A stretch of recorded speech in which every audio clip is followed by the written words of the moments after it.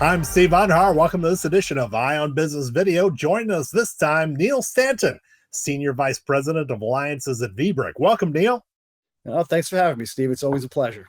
Now, I was talking with you a month ago, and you weren't the Senior Vice President of Alliances for Vbrick. You were CEO of Ramp. What's happened in the past month? Just a little. I mean, we had the holidays, a little bit of fun, right? But no, in all seriousness, so Ramp had been running through a process. We were looking at the changing market, realized that I would say the long-term future, and I think we'll see more in the entire industry, would be better to partner. So we started opening up, looking for the right place, the right home for our future, and started talking to Vbrick. And I mean, the rest is history. So we announced on the 19th, officially closed on the 16th, and Ramp is now a Vbrick company. So now Ramp is a unit of Vbrick. To clue people in who are not quite as familiar with the enterprise streaming space as we are, talk about the different capabilities of Vbrick versus Ramp. Vbrick's more of an overarching enterprise streaming platform, but Ramp is really a specialist, isn't it? We are. So where Vbrick is known in the world for secure video as an EVP, they work with a lot of large government entities. They work within banking, finance, really across the enterprise, but are known for that secure aspect. Ramp is very specialized, what we call ECDN, right? So our piece was purely delivery. We were not an enterprise video platform. It was just delivering that video. So what we've done in this acquisition is expand Vbrick's ability now to work with other third parties, where Ramp was working with Kaltura, Microsoft, other EVPs. We've opened that up to them and really more towards their ability to want to be open and the ability to partner. So we enhance that and, quite frankly, accelerate for that tenfold. So historically, we had a Vbrick that was a full-fledged enterprise streaming platform. It had everything from video content creation and video management all the way to its own solutions for video distribution. Now we bring in Ramp, which has kind of an open approach to video distribution. You would think that Vbrick already had that covered, but what are the unique advantages of bringing the Ramp capabilities under the Vbrick product line? So it's really more, as you said, about that openness. So Vbrick's moving towards that, or was moving towards an open platform. So they've always had their own multicast, their own caching, and their own peer-to-peer. By bringing Ramp in now, because we've already had those relationships with Microsoft, Kaltura, and others, it accelerates that piece. It allows us to, quite frankly, be additive to any solution. And I mean, you'll hear more about that as you talk to Paul Sparta, our CEO, and really through the whole organization, because we recognize Vbrick's not the only player. Right? We're not the only participant in town to provide enterprise video solutions, but we realize that it's not about competition. It's really more about cooperation, more about collaboration. So this really now allows us to be additive to anybody's solution to help make their solution more effective. So essentially, an organization can go and implement a video content creation solution from a wide range of vendors, not just Vbrick, and essentially have the capability to channel that video, distribute that video over now the combined Vbrick Ramp distribution solution? Absolutely. And I know, Steve, you and I have talked about this in the past. You're seeing these other companies now making acquisitions or launching their own ECDN capabilities. But, tell me the last large enterprise you've seen that is using, maybe just Microsoft or using just Vbrick or using just Zoom something. It seems to be a mix. And I think it's short-sighted to not recognize the fact that while it's important to be able to deliver that video efficiently, you really need to be open. You need to allow the company to not have to implement 3 different ECDNs, or if they have another division using something else, to have another ECDN on top of that. So you're right. So what Ramp is able to do now, or Vbrick, excuse me, I'm gonna have to get used to that. What Vbrick is able to do via the acquisition, we can cover anybody.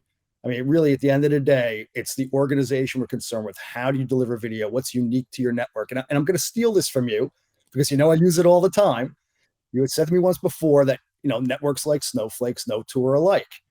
We see that everywhere, and there is no one ECDN that supports everybody. Well, I mean, there is now.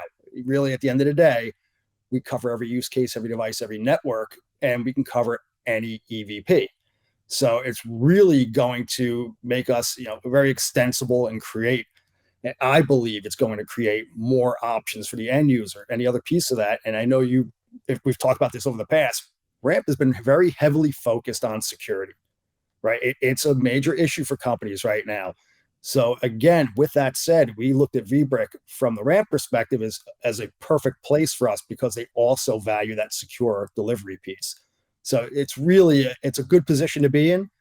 And I think you're going to hear some real exciting things coming up. I don't want to jump the gun on anything Paul would like to announce, but it's really going to be exciting. It is exciting times at Vbrick right now, but I think for people to understand where we're going, it's important to look at the three legs of the ECDN stool: multicast, caching, and P2P. So, in what type of situation would an organization implement multicast? So, let's talk about the unique advantages of each one of these legs of the ECDN stool. Sure. So where you see multicast, and I will tell you from the Ramp perspective, our largest customers are using multicast because multicast, for those that aren't familiar, multicast is a protocol in a network. What it allows you to do is to send video as a single image. So when you think about a large organization, 100,000, even 200,000 employees, if they're going to run an event, right, and you want to run it efficiently rather than, 2.5, 3.5 megabits per second per user, if you're end-to-end multicast enabled, you can run that event at 2.5, 3.5 megabits for everybody. I mean, you're talking 99.999% efficiency. Multicast over the years, it's a little bit of an older technology. I mean, there's a lot of refresh going on. You're seeing things pop back up now in terms of some of the enhancements that are being made, which is great to see. But most end users look at it as either something they know real well or something they will look at. For those that know it and understand the power of it, it's really compelling. So multicast is one option. The next option is a peer-to-peer networking. What are the advantages and disadvantages of using that? So peer-to-peer, and I would say the main advantage is it's simple. I mean, it's for us to run it. It's browser-based, easy to set up, easy to deploy, and easy to use. There's a little bit of tweaking on the network around things like MDNS, but right, it's something that everybody kind of deals with along the way. So it's pretty simple for the end user. So sounds great, but what's the downfall? Well, the downsides, you start hitting things like security. I mean, at the end of the day, what you're going to run into with organizations, particularly those that are starting to become zero trust or moving to the zero trust framework, you have to think about the implications of things like lateral movement. You just can't do it. I mean, we've actually run into that. We're working on a large government entity. We were brought in to deliver peer-to-peer, and I ran the initial presentation for the organization, and of course, I put a slide in around zero trust. Once we explained that, they're actually most likely moving forward with multicast, and it's a smart move for them. Now, I'm not knocking the security around peer-to-peer because look, it is secure. There's components of it, as I was talking about in zero trust, like lateral movement, that don't really allow peer-to-peer to be used. Yeah, just like we have different networks, we also have a different network administrators who have different tolerances for certain security levels. And for those who are most security conscious, I guess they would look to the third leg of the stool, wouldn't they? Caching. It's funny because when you think of caching, I don't want to say it. I used this comment once with one of the organization we work with, and I said, I try to make it sound super sexy, but really at the end of the day, it's a cache. And the comment from the end user was, well, I find cache to be sexy. And I said, well, for those reasons that you're actually hitting on, their thought was, one, easily manageable. It's does more than just live video. I mean, it supports VOD as well. And so whatever type of compliance, training videos, anything they're working internally, even digital signage, it's very effective. The efficiency is amazing because we've tested as high as 2,000 to 1 per cache. So again, doing the math, you're over 99% bandwidth savings, and they're workhorses. So yeah, without a doubt. And the secure aspect of it is now, and here's the beauty of where we are. It could be in the cloud. It could be on-prem. Soon we'll be able to drop it in wherever you really want it. So it's going to be even better because of the things that Vbrick has been working on. I mean, we've been working on things at Ramp to, make it more extendable, but it's, there's a lot coming up. I don't want to get too far over the skis, as you say, but yeah, I'm really excited where the product's going. I like the synergies here and what we're doing. Well, and the unique thing about Vbrick and Ramp combined is that essentially you're bringing all three legs that we're talking about here under a single product umbrella. And that's a little bit different than we see from some other organizations, isn't it? It is. I mean, so the Ramp value prop that we've been running with has been what we call the universal ECDN, our ability to drop a single license that includes all three. Some of our competitors don't do that. They're still focused on their platform, which may be peer-to-peer only. And look, it works for them. I understand there is a market for that, but I believe they're missing the point, and the point being that flexibility. Back to the snowflake reference, right? You have to be able to help an end user support their network no matter where it is. And I'll even go with the larger organizations that have done a lot of M&A. We all know where we're coming from over the last few years. There hasn't been a lot of people doing a lot of network rationalization, right? So if somebody made an acquisition, it probably did not combine the networks or move to any type of homogenization. So the odds of peer-to-peer covering or working everywhere were pretty slim. Again, with the Vbrick ramp, you don't have to worry about that. And actually, we had a recent win that I thought was fantastic, because exactly what we were talking about. We were telling them that, look, and I always try to say it not to be glib, but I'm not worried about your network. I'm really not worried about any of that. I mean, ramp will cover everything, right? And so we are worried. We want to make sure everything is right, but we know it's going to work because we have all three options for you. We can not only offer you all three, but we offer you the most efficient way of distributing video, because you can mix and match. So with that said, let's just say, we start off with all peer-to-peer, and you find out, hey, well, it's not working on these sites. We've seen that with some organizations, or you might be running a network access control and that's blocking the peering. Okay, we'll put a cache, or we'll use multicast if you're enabled. But the point is, if it's my competitor, you're stuck. You're not doing that.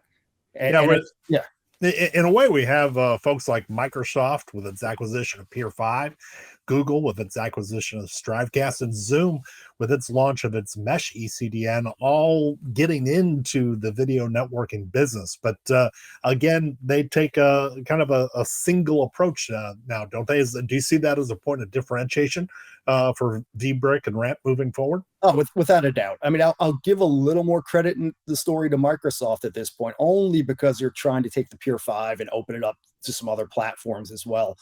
But they're very single-threaded.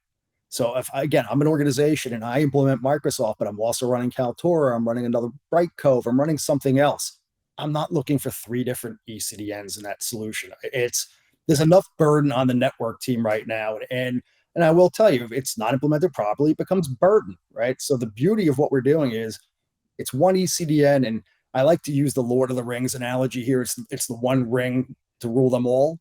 So at the end of the day, you put in the Ramp Vbrick or Vbrick Ramp, I gotta, again, get used to that, the Vbrick Ramp product, you're covered. It's one solution. It's one reporting. It's everything you want at your fingertips to know.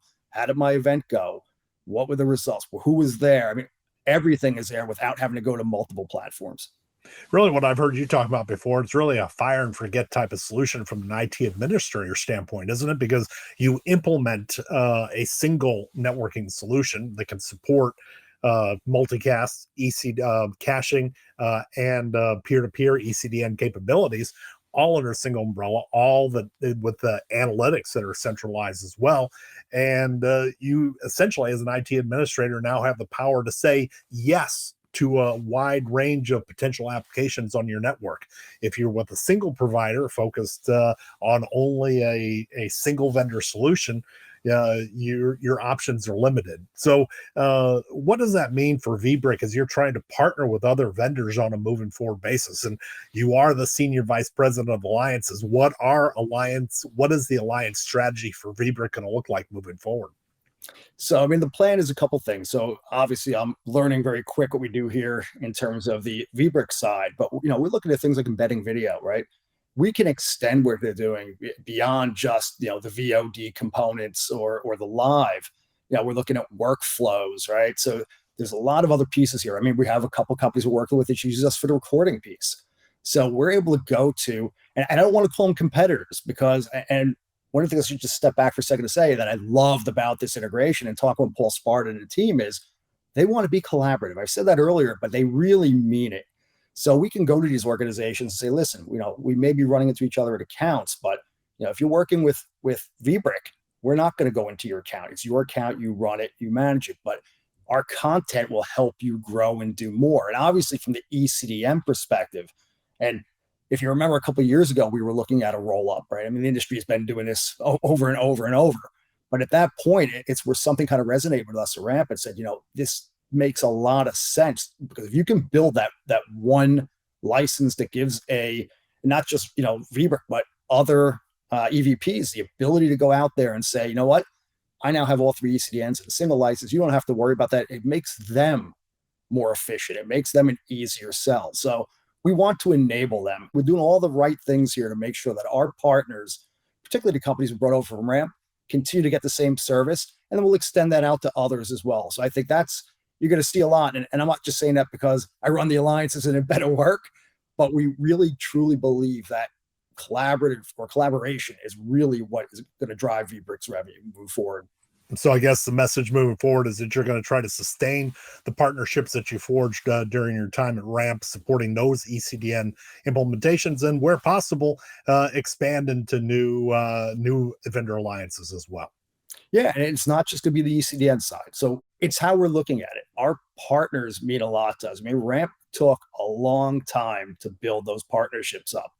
We earn trust. So at the end of the day, I really truly believe that it's actually a better home for them as well, because it not only did it expand the capabilities, as you'll see as we start to rationalize our products, that existing Vbrick platform with our platform and even the ECDNs, we're going to take the best of each. So you'll see that all come together and really going to improve the offerings for our partners, but it gives them a little bit of account protection, right? I mean, unless it's an RFP, which, we all know the rules around RFPs, but we're not going into the accounts. I mean, I'm really excited about the commitment from our company to that, to make sure that our partners remain, confident and have the trust in us. Well, it's going to be a great 2023. Excited to be seeing how the Vbrick Ramp combination plays out in the year ahead. Neal Stanton, thanks so much for your time. Appreciate you sharing your insight. No, thanks for having me, Steve. Look forward to doing this again. They're always fun. Absolutely. And that's all the time we have for this edition of Eye on Business Video. Be sure to join us again next time for another interview with a thought leader in the enterprise streaming space. For Wayne House Research, I'm Steve Onderhaar. Thanks for your time.